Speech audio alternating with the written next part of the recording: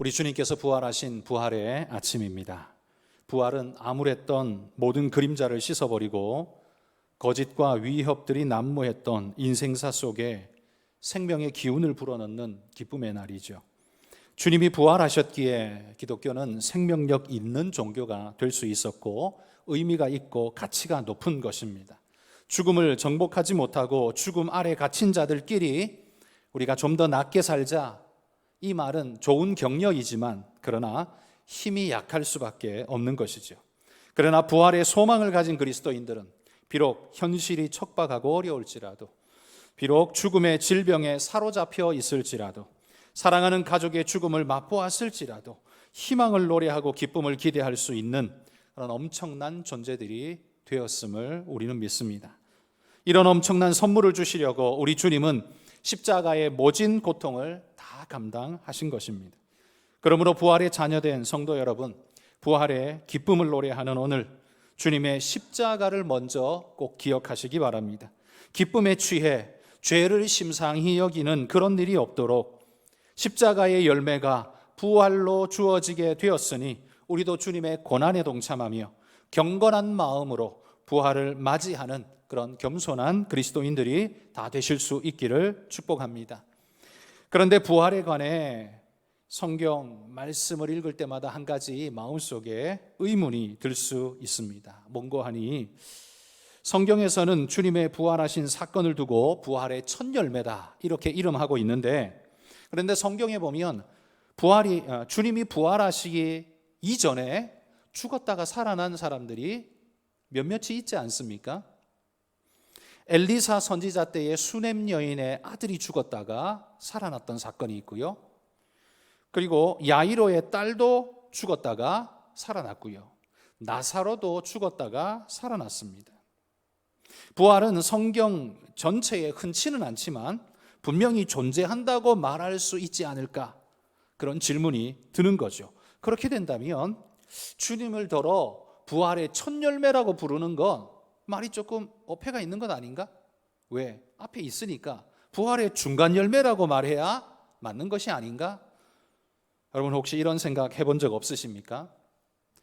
그러나 이건 부활의 특징을 잘 몰라서 생긴 오해입니다. 그러면 우리가 분명히 성경이 말하는 부활의 특징이 뭔지를 알아야 이런 오해를 하지 않겠지요. 야이로의 딸이나 나사로가 살아난 사건과는 차원이 다른 예수님의 부활, 그 부활은 무엇인가? 오늘 같이 한번 살펴보도록 하겠습니다. 그 부활의 특징을 몇 가지 보면요. 부활의 첫 번째 특징은 기억하십시오. 부활은 단순한 회생이 아닙니다. 죽음에서 회생한 인물들은 앞에서 살펴본 것처럼 성경에 몇몇이 등장합니다. 물론 그것이 흔하고 쉬운 일은 절대 아닙니다. 그건 분명히 하나님의 기적이죠. 하나님의 은혜로 말미암은 사건이었습니다. 그러나 그런 회생을 부활과 같은 것이라고 말할 수는 없다라는 말이에요. 수넴 여인이 느즈막하게 아들을 얻었습니다. 이 귀한 아들이 어느 날 아이고 머리야 하면서 머리 아파서 엄마에게 찾아와서 들어 누웠다가 죽어버렸습니다. 이 수넴 여인이 불타는 가슴을 안고 엘리사에게 쫓아가서 자기 아들을 살려달라고 말합니다. 엘리사는 수넴 여인과 함께 집으로 돌아와 아이가 뉘어 있는 방에 가서 그 꼬마 위에 얼굴을 맞대고 손을 맞대고 하나님 앞에 기도했습니다. 그랬더니만 하나님이 그 아이의 생명을 살려주셔서 아이가 살아나게 되죠. 야이로의 딸도 죽어서 사람들이 곡하러까지 왔습니다. 여러분, 사람들이 곡을 하러 왔다는 건 분명히 그 부모가 자기 자식의 죽음을 완벽하게 확인하고 난 다음에 장례의 절차로서 곡을 하려고 사람을 부른 겁니다. 그렇다면 바로 이 죽음, 야이로의 딸은 확실히 죽었다는 거죠. 명확하게 죽었습니다. 그런데 주님이 오셔서 그 곡하는 사람들을 다 돌려보내셨습니다. 그리고는 그 죽은 아이의 손을 붙잡고 일으키시면서 달리다굼 일어나라 명령하면서 끌었더니만 이 아이가 일어난 거죠. 생명이 다시 돌아오게 된 겁니다. 나사로는 또 어떻습니까? 죽은 지 4일이나 되어서 누가 봐도 죽은 존재입니다. 그의 여동생 마르다는 말합니다. 벌써 나흘이나 되어서 썩어 냄새가 납니다. 이렇게 말할 정도로 확실히 죽었죠. 그 무덤에 묻힌 그 굴문을 열고 주님이 말합니다. 나사로야, 나오라. 그랬더니만 죽은 나사로가 살아나서 그 배로 동인 채 걸어 나왔다. 성경이 이렇게 말합니다. 여기 제가 말한 세 명의 사람들은 모두 확실하게 죽은 사람들입니다. 죽음이 확인된 자들이었지만 하나님께서 살려내셔서 새 생명을 얻은 자가 되었습니다. 그러나 성경은요, 이들에게 부활의 첫 열매라는 영광스러운 이름은 부여하지 않았습니다. 왜냐하면 부활이란 단순한 회생이 아니기 때문입니다. 이들의 회생은 주님의 부활을 맛보기처럼 보여주는 것일 뿐입니다. 그러나 부활의 충만한 특성을 다 가지고 있지는 못합니다. 이들은 살아났지만 육체가 겪어야 할 모든 특징들을 고스란히 여전히 다 가지고 있습니다. 그게 뭡니까? 노화, 늙어집니다. 질병, 병 때문에 아픔을 겪고 고통을 받습니다. 그리고 결국 죽습니다. 나사로가 이때 살아나서 영원히 산 게 아닙니다. 다시 죽었습니다. 야이로의 딸도 살아났다가 영원히 산 게 아니라 다시 죽었습니다. 그러니까 부활이란 단순히 회생하여 육체의 생명을 연장하는 정도, 어느 정도 조금 연장하는 것, 그걸 부활이라고 말하고 있는 게 아니라는 말입니다. 그렇다면 부활의 진짜 특성은 뭘까요? 부활의 두 번째 특성은요, 더 이상 연약하거나 노화되거나 죽음에 얽매이지 않고 영원히 살 수 있는 새로운 종류의 모습을 덧입는 것, 그게 성경이 말하는 부활입니다. 그러면 그 특징이 도대체 뭐냐라고 알고자 한다면 주님의 부활과 회생하여 살아난 사람들의 차이점을 본다면, 예수님에겐 이런 특징이 있구나, 그러면 부활은 이런 거구나 라고 우리가 알 수 있을 겁니다. 부활이란 죽은 자가 살아난다는 개념인데요, 그건 단순히 이전으로의 회귀 정도가 아니라는 겁니다. 과거 이전에 살다가 절명해서 죽었습니다. 그런데 다시 회생해서 살아나서 그 끝점으로부터 다시 이어지는 삶, 여러분, 그런 단순한 이전으로의 회귀가 아니라는 거예요. 부활은요, 새로움으로의 발전입니다. 과거에는 경험해보지도 못한 엄청난 새로움으로의 발전이에요. 그런데 이 부활에는 과거와 완전히 단절된 새로움만 있느냐? 그건 아닙니다. 그러니까 주님이 부활하신 특징을 살펴보면 부활에는 연속성과 불연속성이 함께 존재한다는 말이에요. 그러면 연속성은 뭘까요? 과거 이전의 모습을 확인할 수 있는 상태로 부활했다는 겁니다. 자, 주님께서 부활하셨을 때 부활하신 주님을 보고 제자들은 주님이 부활하셨다는 걸 알았습니다. 그분이 주님이란 걸 알아봤다는 말이에요. 마태복음 28장 9절 말씀입니다. 제가 읽어드리겠습니다. 예수께서 그들을 만나 이르시되 평안하냐 하시거늘 여자들이 나아가 그 발을 붙잡고 경배하니. 예수님이 부활하셔서 이 여인들 앞에 나타나셨습니다. 그리고는 평안하냐 말을 건네셨습니다. 그런데 여자들이 돌아보니 주님인 거예요. 너무나 감격한 나머지 그 발을 붙잡고 엎드려서 감격 속에서 주님께 경배했다는 말입니다. 알아봤기 때문이죠. 만약에 몰라보는 존재로 부활하셨다면 여인들이 어떻게 했겠습니까? 당신 누구세요? 이렇게 해야 정상 아닙니까? 그런데 그 발을 붙잡고 경배했다는 건 자신들이 알아볼 수 있는 주님의 모습으로 부활하셨다는 말이죠. 또한 요한복음 20장 27절에 보면 도마에게 이르시되 내 손가락을 이리 내밀어 내 손을 보고 내 손을 내밀어 내 옆구리에 넣어보라. 그리하여 믿음 없는 자가 되지 말고 믿는 자가 되라 말합니다. 주님이 부활하셨는데 그 부활하신 몸에는 뭐가 있어요? 상처의 흔적이 여전히 있다는 겁니다.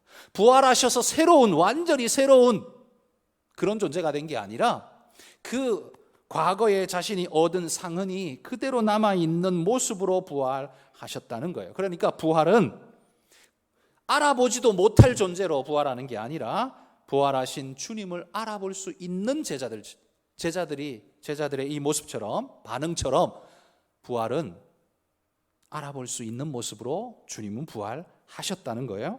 또 두 번째는 뭐냐 하면 그 부활하신 주님의 모습은요, 홀로그램처럼 영적으로 부활하신 게 아니라 영혼뿐만 아니라 이 육체를 가진 온전한 모습으로 부활하셨다는 말입니다. 자, 누가복음 24장 39절 말씀입니다. 내 손과 발을 보고 나인 줄 알라. 또 나를 만져보라. 영은 살과 뼈가 없으되 너희 보는 바와 같이 나는 있느니라. 여러분, 예수님은 영적으로만 부활하신 게 아니라 살과 뼈가 있는, 만져지는 그런 육체의 모습으로 부활하셨다라고 성경이 명확하게 말합니다. 주님이 말씀하시잖아요. 주님이 말씀하시기를 내가 영이 아니라, 나 귀신 아니야, 환상이거나 착시가 아니야, 나는 이 육체를 가진 존재로 부활했어. 내 손으로 내 손의 못자국, 내 옆구리의 창자국 만져봐라. 확실하다는 겁니다. 뿐만 아니라 누가복음 24장 42절과 43절에 보면 이렇게 말합니다. 이에 구운 생선 한 토막을 드리니 받으사 그 앞에서 잡수시더라. 물고기를 먹으실 수 있는 모습으로 육체가 됐다는 소리죠. 영이라면 그게 불가능하지 않겠습니까? 그러니까 주님은 귀신도 아니고 착각도 아닙니다. 환상도 아니에요. 주님의 부활은 육체적으로 진짜 부활했다라는 말입니다. 자, 보십시오. 제자들이 알아볼 수 있는 모습으로 부활했습니다. 만져지는 육체, 무언가를 드실 수 있는 육체의 모습으로 부활하셨습니다. 이건 과거의 주님의 모습과 흡사하지 않습니까? 그런 의미에서 주님의 부활은 연속성이 있다는 말입니다. 그런데 이런 연속성만 가졌다면 이걸 저는 회생이라고 불렀습니다. 불연속성도 가지고 있습니다. 무엇이 차이가 있을까요? 누가복음 24장 31절에 보시면 그들의 눈이 밝아져 그인 줄 알아보더니 예수는 그들에게 보이지 아니하시는지라. 엠마오로 가는 두 제자에게 예수님이 나타나서 말씀을 전했더니만 부활이라고는 꿈에도 생각하지 않았기 때문에요, 주님이 옆에서 말하는데도 주님인 줄 몰랐어요. 그렇게 하고 그냥 가다가 이야기를 들어보니까 그 말씀 하나하나가 다 주님의 말씀인 겁니다. 그래서 아니 주님? 하고 돌아보는데 주님이 보이지 않으시는 거예요. 홀연히 사라지신 겁니다. 또한 주님의 부활 소식을 전해 들은 자들이 모여서 서로 이 부활에 대한 놀랄만한 뉴스를 서로 나누고 있는데 그 현장에 주님이 불쑥 나타나셨습니다. 누가복음 24장 36절입니다. 이 말을 할 때에 예수께서 친히 그들 가운데 서서 이르시되 너희에게 평강이 있을지어다 하시니. 그들이 모여서 부활에 대해서 깜짝 놀라서 서로 이야기를 나누는데 그 한가운데 부활하신 주님이 나타나셨다는 거예요. 홀연히 나타나신 겁니다. 아마 어떤 이들은 이 두 구절의 말씀을 두고 아마 이렇게 말할지도 모릅니다. 에이, 그건 그냥 표현법이 그런 거야. 주님이 이렇게 나타나셨고 또 저렇게 사라지셨는데 그냥 그걸 극적으로 표현하기 위해서 그냥 중간관계 딱 끊고 마치 홀연히 나온 것처럼, 짠 하고 등장한 것처럼, 홀연히 사라진 것처럼 그렇게 표현한 거야. 혹시 이렇게 생각하실 수 있는 분이 있을지도 모르겠습니다. 그렇다면 요한복음 20장 19절의 말씀을 한번 봅시다. 이날 곧 안식 후 첫날 저녁 때에 제자들이 유대인들을 두려워하여 모인 곳의 문들을 닫았더니 예수께서 오사 가운데 서서 이르시되 너희에게 평강이 있을지어다. 자, 여기 보면 분명히 제자들이 유대인들을 두려워하여 모인 곳의 문을 닫았다라고 말합니다. 걸어 잠궜다는 말이에요. 밖에서 아무도 못 들어옵니다. 그런데 그렇게 걸어 잠그고 돌아보니까 예수님이 그들 가운데 오셔서 말씀하고 계신 겁니다. 여러분, 그들이 왜 문을 걸어 잠굽니까? 며칠 전에 주님이 십자가 달렸습니다. 그 파당이라는 것이 드러나면 그들도 똑같이 거의 죽음 내지는 거의 죽음의 상태로 떨어질 수밖에 없습니다. 얼마나 두려운 일입니까? 두려움 속에 사로잡혀서 문을 걸어 잠궜으니 대충 잠궜겠습니까? 아무도 못 들어오도록, 소리가 새나가지 않도록 꼭꼭 걸어 잠궜을 겁니다. 그런데 걸어 잠궜는데도 불구하고 부활하신 주님은 그 가운데 나타나셨다는 겁니다. 이건 우리가 경험한 인간의 육체로는 절대로 불가능한 일이지요.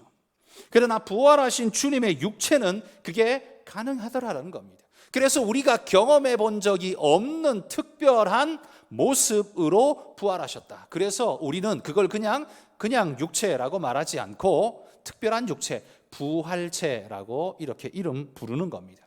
우리는 경험해보지 않아서 모릅니다. 그러나 성경이 분명히 그렇게 말합니다. 그래서 그걸 이름하여 부활체라는 이름으로 우리가 부른다는 거예요. 또한 사도행전 1장 9절에 보면 주님은 보이는 그 모습 그대로 하늘로 올려 가셨습니다. 이 말씀을 마치시고 그들이 보는 데 올려져 가시니 구름이 그를 가리어 보이지 않게 하더라. 제자들이 보고 있는 그 현장에서 주님이 그냥 하늘로 붕 하고 올라가셨다는 겁니다. 그 몸 그대로 육체를 가지고, 여러분, 죄된 육체를 가지고 천국에 그냥 들어갈 수 있습니까? 없습니다. 그런데 주님의 몸은 그대로 하늘로 올려져 천국으로 하나님께로 올라가셨다는 건, 이건 어떤 의미인가? 하나님께서 주님을 받으셨다는 거고, 무죄의 증거이고, 그분의 육체는 단순한 인간의 육체 정도가 아니라는 사실이죠. 이게 바로 불연속성입니다. 우리가 경험해 본 적이 없는 특별한 주의 모습이죠. 결론적으로 사도 바울이 이 부활의 특징을 우리에게 이렇게 설명해 줍니다. 고린도전서 15장 42절에서 44절입니다. 죽은 자의 부활도 그와 같으니 썩을 것으로 심고 썩지 않을 것으로 살아나고, 욕된 것으로 심고 영광스러운 것으로 다시 살아나며, 약한 것으로 심고 강한 것으로 다시 살아나며, 육의 몸으로 심고 신령한 몸으로 다시 살아나나니 육의 몸이 있은즉 또한 또 영의 몸도 있느니라 말합니다. 부활의 몸은요, 썩지 않습니다. 죽지 않습니다. 영광스럽습니다. 신령합니다. 사도 바울이 우리에게 알려주고 있는 주님의 부활체의 모습이 그렇습니다. 여러분, 나사로의 회생한 몸이 이랬습니까? 썩지 않았습니까? 아닙니다. 썩어 그 역시 죽어 없어진 존재입니다. 그러나 부활하신 주님의 몸은 썩지 않고 죽지 않고 영광스럽고 신령했습니다. 그래서 인간의 회생 정도하고는 차원이 다른 주님의 부활을 우리에게 보여줍니다. 이게 바로 성경이 말하는 부활의 특징이라는 말입니다. 이건 단순한 회생이 아니라고 말했습니다. 이전과 연속성이 있기는 하지만 불연속성도 있다는 사실을 강조합니다. 과거 인간의 육체와는 차원이 다른 특별한 육체가 될 것임을 보여주고 있다는 말이에요. 자, 그러면 주님의 부활이 왜 우리에게 중요할까요? 부활이 좋아도 주님이 부활한 거잖아요. 그럼 주님한테만 좋지 우리한테는 뭐가 좋습니까? 우리가 이렇게나 좋아해야 할 이유가 무엇입니까? 주님의 부활이 우리에게 가져다 준 선물이, 놀라운 선물이 세 가지가 있습니다. 첫 번째는 뭐냐 하면 우리의 중생을 보장해 주는 것이 바로 주님의 부활입니다. 쉽게 말해서 우리의 구원이 확실하다는 걸 보장해 주는 것이 주님의 부활이란 말이에요. 베드로전서 1장 3절입니다. 우리 주 예수 그리스도의 아버지 하나님을 찬송하리로다. 그의 많으신 긍휼대로 예수 그리스도를 죽은 자 가운데서 부활하게 하심으로 말미암아 우리를 거듭나게 하사 산 소망이 있게 하시며, 주님이 부활하게 하심으로써, 죽은 자 가운데서 부활하게 하심으로 말미암아 우리를 거듭나게 하사. 관계가 어떻게 이어지는지 이해되시죠? 그렇다면 이걸 부정어로 바꿔봅시다. 주님이 부활하지 않으셨다면 우리는 어떻게 돼요? 거듭나지 못한다는 말입니다. 주님이 부활하셨기 때문에 우리에게 거듭나는 산 소망이 있게 되었다고 말하는 거예요. 그러니 주님의 부활이 우리의 소망과 직접 연결되어 있는 겁니다. 이 말은 주님이 부활하지 않았다면 우리도 산 소망이란 있을 수 없는 존재라는 거예요. 그러니 주님의 부활은 우리의 중생을, 거듭남을, 우리의 구원을 보장해 주는 중요한 증표가 된다는 거예요. 내가 구원받을지 잘 모르겠습니까? 주님이 부활하셨습니다. 그것이 증표입니다. 그렇다면 우리는 구원 얻는 거예요. 로마서 6장 4절에는 이렇게 말합니다. 그러므로 우리가 그의 죽으심과 합하여 세례를 받음으로 그와 함께 장사되었나니 이는 아버지의 영광으로 말미암아 그리스도를 죽은 자 가운데서 살리심과 같이 우리로 또한 새 생명 가운데서 행하게 하려 함이라. 그리스도를 죽은 자 가운데서 살리심과 같이, 그것과 똑같이, 그것처럼 우리도 새 생명 가운데 살리신다 말합니다. 하나님께서 그리스도를 살리심처럼 우리도 살려서 그 영원한 생명 가운데 행하게 하실 거라는 말입니다. 주님의 부활과 우리의 생명이 긴밀하게 연결되어 있다는 사실을 거듭 강조하는 거죠. 주님이 부활하셨다면 우리도 부활 생명을 누릴 거라는 걸 확신해도 좋다. 성경이 지금 그렇게 말하고 있다는 거예요. 자, 주님의 부활은 우리의 중생을 확증해 주는 증거라고 했습니다. 두 번째는 주님의 부활은 우리의 칭의를 보장해 주는 사건입니다. 칭의가 뭡니까? 의롭다 칭해 주시는 거죠. 우리가 의롭게 되는 겁니다. 우리의 의로움은 주님의 부활 때문에 주어진 축복입니다. 로마서 4장 25절. 예수는 우리가 범죄한 것 때문에 내줌이 되고 또한 우리를 의롭다 하시기 위하여 살아나셨느니라. 왜 살아났다고요? 우리를 의롭다 하시기 위하여.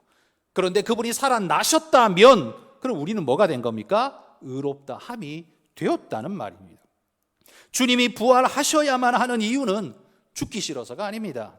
우리를 의롭게 하시기 위해서입니다. 죽기 싫으셨다면 그분은 성육신 하지도 않았고 십자가에 오르지도 않으셨을 겁니다. 그러나 주님은 우리에게 의롭다 하심, 칭의라고 말하죠. 이 칭의를 주시기 위해 십자가를 지셨고 또한 살아나신 겁니다. 마지막 심판의 자리에서 사탄이 우리에게 뭐라고 정죄하면서 또한 그 모든 증거들을 다 깔아놓는다 할지라도, 그게 100% 사실이라 할지라도 부활하신 주님이 그 옆에 서 있기만 한다면 사탄은 아무 할 말이 없다는 거예요. 왜? 주님이 이렇게 변호하시는 거죠. 하나님, 맞습니다. 저 사탄이 고소하는 것처럼 저 사람은 그런 죄를 지었습니다. 그러나 하나님, 내가 그를 위해 십자가에서 피를 쏟고 대신하여 내가 죽었습니다. 그의 죄를 대신해 내가 죽고 나의 의가 그를 뒤덮었으니 그는 이 모든 죄의 씻음을 받았기 때문에 이 심판석에서 정죄받는 건 불가합니다. 그러면 하나님이 뭐라고 판단하시겠습니까? 무죄, 의롭다. 왜? 이미 다 죄값을 다 치렀기 때문이죠. 사탄이 뭐라고 우리에게 아무리 사실을 이야기한다 할지라도 그 모든 죄값을 주님이 치르셨기 때문에요, 우리는 의롭다 칭함을 입을 수밖에 없다라는 겁니다. 그러므로 주님의 부활은 우리가 의롭게 됨의 확증입니다. 우리는 행위적 의로움은 없을지라도 주님께서 십자가 지고 죽으셨다가 부활하심으로써 우리에게 안겨주신 의로움이 우리에게 있다는 말이에요. 이 사실을 알려주시기 위해 구약의 이스라엘 백성들에게요, 속죄의 예식이라는 예법을 율법에 기록해 놓고 그 수천 년 동안 그 일을 하게 하신 겁니다. 아브라함 때부터 한 걸로 계산하면 2000년이고요. 모세의 율법 때부터라고 해도 1400년 동안, 주님 오시기 1400년 동안 그 일을 했습니다. 왜요? 여러분, 속죄의 예식에 보면 레위기에 이렇게 쓰여 있습니다. 범죄한 자가 하나님의 그 공동체 그룹 속에 살 수 없습니다. 왜?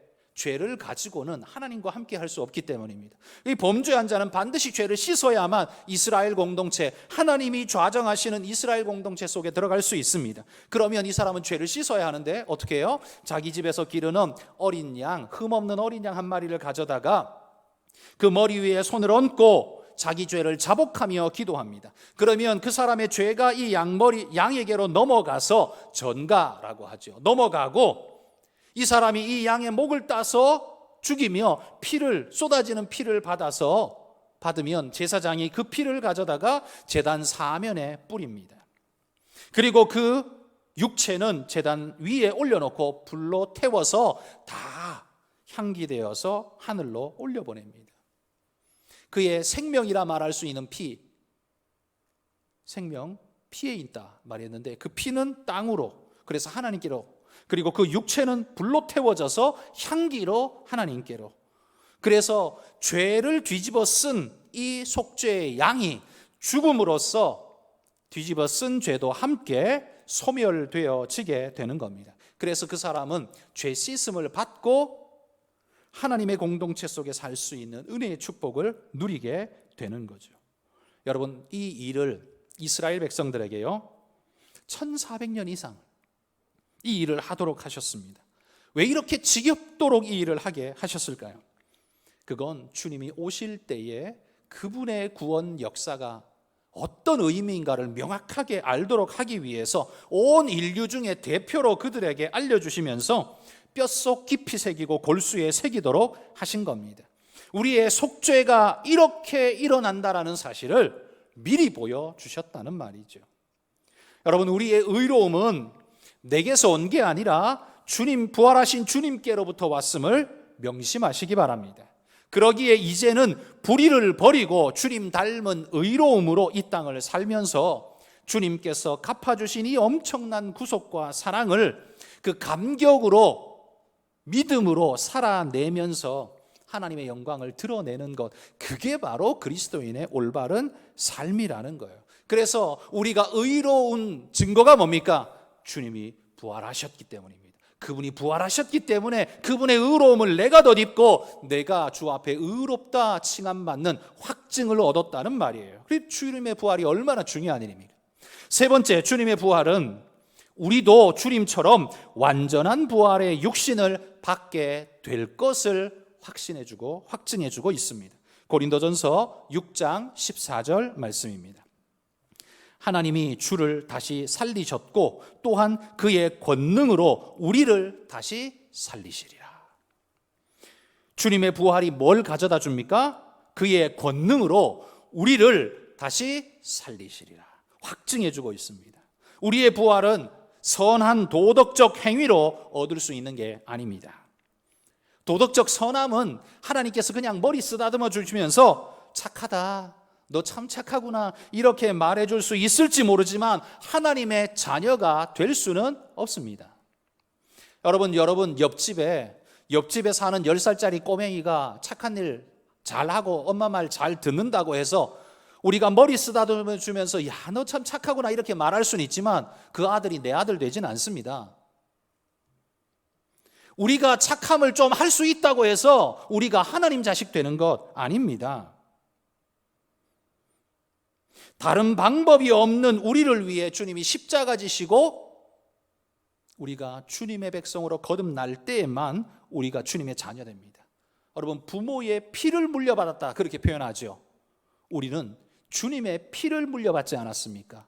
그래서 하나님의 자녀가 된 겁니다. 고린도후서 4장 14절, 주 예수를 다시 살리신 이가 예수와 함께 우리도 다시 살리사 너희와 함께 그 앞에 서게 하실 줄을 아노라. 우리가 어디에서요? 그분 앞에, 그 영광스러운 하나님 앞에 서게 될 줄을 아노라 말합니다. 에베소서 2장 6절, 또 함께 일으키사 그리스도 예수 안에서 함께 하늘에 앉히시니. 우리가 어디에 앉아 있어요? 하늘에 앉을 거라고 말합니다. 주 예수를 살리신 이가 예수와 함께 우리도 살리십니다. 그리고 살아난 우리는 그분 옆에 앉아있게 될 것입니다. 이렇게 하시려고 우리를 살리셨다고 말하는 거예요. 이 감격스러운 이 모든 프로젝트를 가리켜 성경은 한마디로 하나님의 기쁘신 뜻이다 이렇게 표현하는 겁니다. 하나님이 이걸 매우 기뻐하셨대요.